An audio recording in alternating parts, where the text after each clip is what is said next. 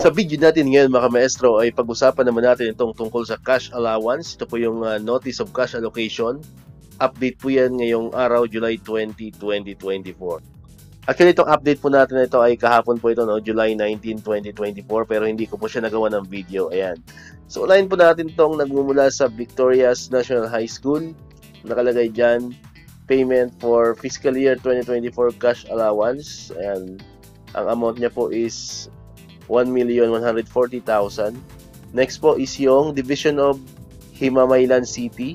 Ayan, nakalagay dyan, cover payment for fiscal year 2024 cash allowance. Nagkakahalaga po yan ng 4,540,000.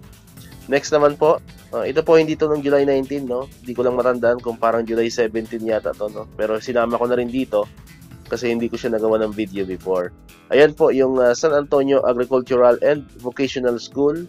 Ayan, nakalagay dyan payment for fiscal year 2024 cash allowance amounting to 183,509 pesos. And ang ikaapat po itong nagmumula naman sa Ipil National High School.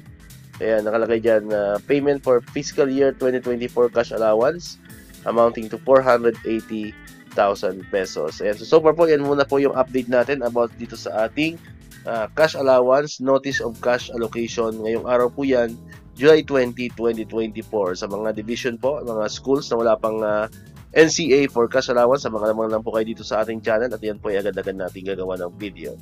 Kaya kung di ka pa nakakapag-subscribe, subscribe ka na para ikaw yung unang makapanood ng mga videos na ina-upload natin. Katulad dito, yung mga update tungkol sa cash allowance and other benefits ng mga teachers and government employees. And syempre, click mo na rin ang notification bell button para ma-notify ka, updated ka pang may mga bago tayong uploaded na videos. So muli, maraming salamat sa inyong panonood at pakikinig. Once again, El Maestro, see you on my next vlog. Bye-bye!